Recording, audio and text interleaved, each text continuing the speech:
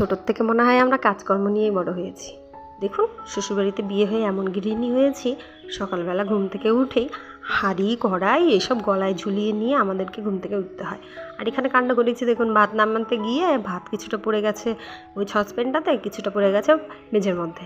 কি করব, কোনো উপায় নেই। আর এই যে কালকে যেগুলো শাক উঠিয়েছিলাম, ব্যাস সেগুলো কেটে নিয়েছি, ওগুলো আজকে রান্না করব।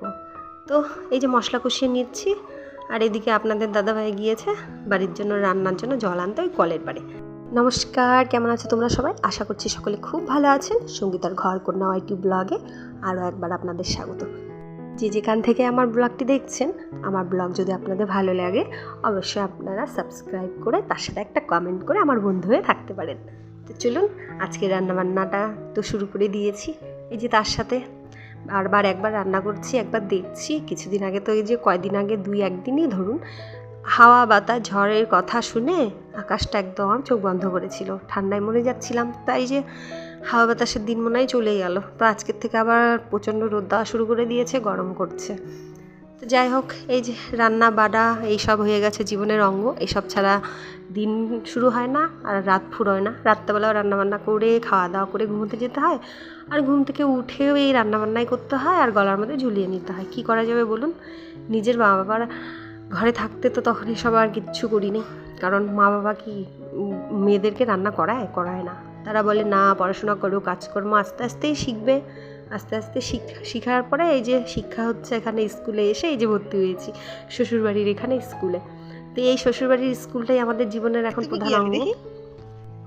দেখি কাপড় নিবেন, কে কাপড় ধোয়া কাপড়, ভিজা কাপড়, শুকনা কাপড়।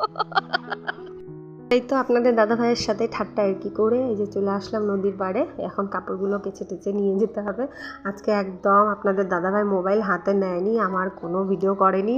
ও মানে বলতেছে তাড়াতাড়ি করো, ব্যাস। মানে আজকে বললাম একটু ধরো না, আমি কাজগুলো করি, তুমি দেখিয়ে দাও। তো না, দেখাবে না। তো আমি কাপড়গুলো কাচলাম, তো এই পাশ দিয়ে মানুষ ওদিকে যে গুঞ্জুরি বলে না, শামুক, তারপরে ঝিনুক, ওগুলো ধরছে। তো নোংরা জলগুলো ভেসে ভেসে আসছে, ওই জন্য ও একটু দূরে নিয়ে গিয়ে কাপড়গুলো ধুয়ে দিচ্ছে। আমি কেচে টেচে দিয়েছি, কিন্তু আমার জামা কাপড় তো ও ধুবে না, ওটা আমাকেই ধুতে হবে। আর তারপর আমি বারণ করলাম, বউ মানুষের জিনিস ছেলে মানুষ একটু ধরলে কেমন লাগে। তো যাই হোক, ওই যে আমার জামা কাপড় আমি নিজে ধুচ্ছি। আর তারপরে এখন বাড়ি গিয়ে খাওয়া দাওয়া দেবো। আর যেটা কথা বললাম, শ্বশুরবাড়িতে আমাদের জীবনটা এরকমই হয়ে গেছে, যেখানে এসে কাজকর্ম করতে হচ্ছে। যখন শ্বশুর শাশুড়ি বৃদ্ধ হয়ে যাবে, তাদেরকে নিজের করে তো আমরা নিয়েছি, তারাও আমাদেরকে নিয়েছে। কিন্তু এই যে তাদেরকে দেখতে হবে, তাদেরকে সেবা যত্ন করতে হবে। মানে ছেলেদের মা বাবাদেরকে দেখার জন্য তো আমরা আছি বউয়েরা, কিন্তু মেয়েবাড়ির মেয়েদের মা বাবাকে দেখার জন্য কে আছে? তখন আমরা এই সংসার ছেড়ে হঠাৎ করে নিজের মা বাবার সংসারে গিয়ে মা বাবাকেই দেখতে যেতে পারবো না, সময় করে নিয়ে যেতে হবে। তো তাহলে বলুন তো, মেয়েদের জীবনটাতে কী আছে?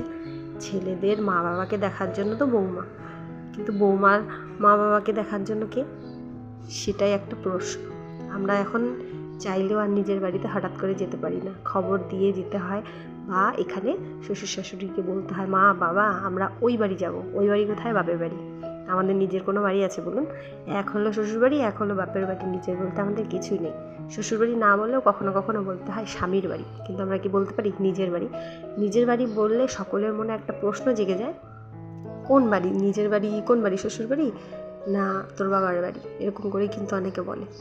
তো যাই হোক, এখন কি করা যাবে, আমাদের কপালটাই এরকম মেয়েদের, নিজের বাড়ির ছোটোর থেকে যেখানে বড় হই 20-22 বছর ধরে, সব কিছু ছেড়ে দিয়ে এই যে অন্যের বাড়িতে চলে আসতে লাগে।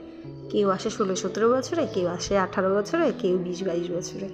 দেখো আমি 18 বছর হয়েছে, ব্যাস আমার বিয়ে হয়ে গেছে, চলে এসেছি শ্বশুরবাড়িতে। এই যে সংসার করতে হচ্ছে। তারপর বয়সকালে শ্বশুর শাশুড়ি মাকে তো দেখতেই হবে, সেটা জীবনের অঙ্গ। কারণ তার ছেলের সাথে সংসার করছি, তার জন্যই তাদের ছেলেটাকে পেয়েছি। সে যাই হোক, শাশুড়ি শ্বশুর যেমনই হোক না কেন, কারণ তাদের জন্যই আমরা কিন্তু তাদের ছেলেটাকে পাই। এই জন্য আমার কথা অনুযায়ী শ্বশুর শাশুড়িকে সব বৌমারই দেখা উচিত, কারণ তারা না থাকলে আমরা কখনো তাদের ছেলেটাকে নিজের স্বামী করে নিতে পারতাম না। আর ভালো ছেলেদেরও তার শ্বশুর শাশুড়িকে অবশ্যই দেখা উচিত, কারণ তার বউয়ের হচ্ছে মা বাবা না থাকলে সেই ছেলেটাও কিন্তু তাদের মেয়েটাকে পেত না। এই জন্য জীবনটা এরকম, জামাইদেরকেও তার শ্বশুর শাশুড়িকে দেখার একটা দায়িত্ব নেওয়া উচিত। আর বৌমারা তো নেই, কিন্তু এখনকার দিনে কিছু কিছু বৌমা আছে একটু অন্যরকম। তো যাই হোক, যার যেটা ব্যক্তিগত, ওটা আমি সেটাতে যাচ্ছি না, কিন্তু নেওয়া উচিত, অনেকটাই নেওয়া উচিত। কারণ তারা যেরকমই হোক, তাদের জন্য আমরা তাদের সংসারে এসে কিন্তু আমরা সব কিছু গুছিয়ে গাছিয়ে পেয়ে যাই, স্বামী পাই, সংসার পাই, সব কিছুই পাই। কিন্তু তা সত্ত্বেও অনেক সংসারে অনেক রকম ঝামেলা যায়। সেই ঝামেলা প্রতিটা সংসারেই থাকে, কোনো সংসারে বাদ না। কিন্তু তা বাদেও বুঝে শুনে নিয়ে একটু বোঝাপড়ার মধ্যে সবাই মিলে থাকলে কিন্তু একসাথে থাকা যায়। তো যাই হোক, অনেকটা জ্ঞান দিয়ে দিলাম তোমাদেরকে। আর এই যে আপনাদের দাদাভাই রাত্রেবেলা নিয়ে এসেছিল মাছ, এটা কিন্তু রাত্রের ব্লগ। সারাদিন যা করলাম তোমাদের সাথে শেয়ার করলাম। আর এই যে ছেলে আর আমি মিলে এখানে খাচ্ছি চা, ওকে দিয়েছি লাল চা, আমি খাচ্ছি দুধ চা। ছেলেকে তো আমি দুধ চা একেবারে দিই না, আমারও হিসাবে খাওয়া চলে না, কারণ প্রচণ্ড গ্যাস হয়ে যায়। গ্যাসের যখন ব্যথা করে না, মনে হয় কি মরে যাচ্ছি, মানে এরকম ব্যথার থেকে মরে যাওয়া অনেক ভালো। তলপেট এত হারে ব্যথা করে। তো যাই হোক, যখন ব্যথা করে তখন তো মানে মনে হয় জীবনটা বেরিয়ে যাচ্ছে।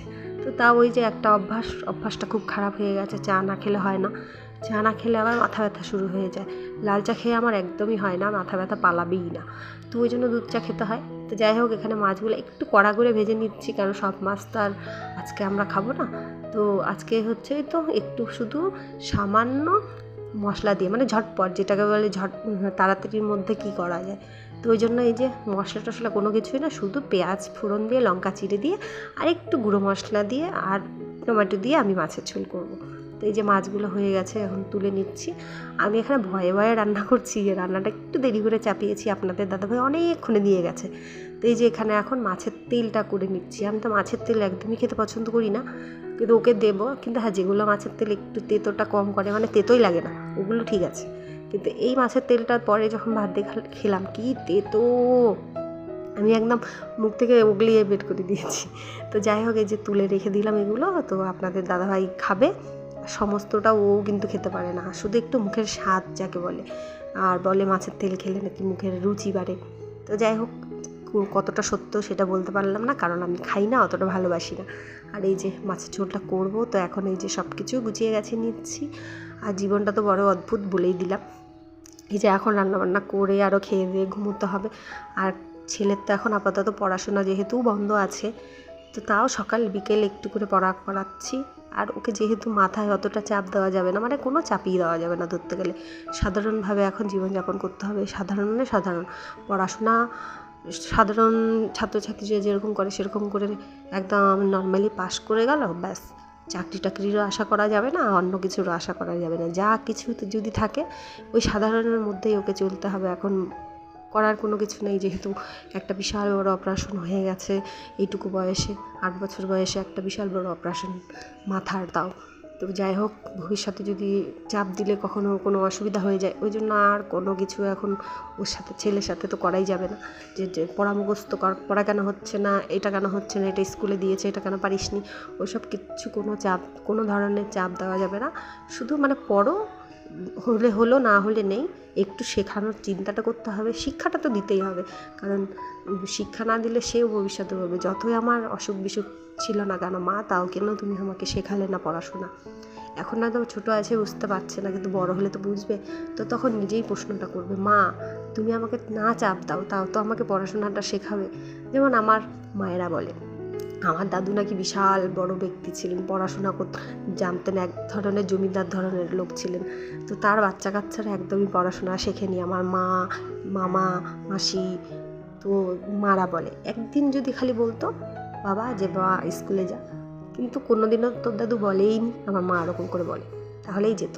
আর বড় মামা তো সবার বড় মামাকে এক স্কুলে পাঠিয়েছিল, তো মাস্টার হচ্ছে বড় মামাকে পিটিয়ে দিয়েছিল। তো বড় মামা কী করেছে, মাস্টারকে পেটানোর জন্য গ্রামে, আগে তো গ্রাম ছিল একদম গল্পে যেরকম গ্রাম শোনা যায় সেরকম, গাছের ডালে বসেছিল। মাস্টার তো এই রাস্তা দিয়েই যায়, তাহলে তো আমি মাস্টারকে পেটাবো, আমাকে কেন মেরেছে। ওই তো একদিন মাস্টারের ধাওয়া খেয়ে তারপরে আর সেদিন থেকে বড় মা আর স্কুল মুখও কোনো দিনও হয়নি। মা তো তাই বলে, যেটা শুনি। তো যাই হোক, এককালে তারপরে দাদু তো গরিব হয়ে গেল, অবস্থা মানে বলে না কখন কে কার পরিস্থিতি কীরকম যায়, তারপরে ওই তো সাধারণ গ্রামবাসী হয়ে গেছে। আজকের মতো সকলকে টাটা, রাধে রাধে। আমার যদি ব্লগটা ভালো লাগে অবশ্যই লাইক শেয়ার সাবস্ক্রাইব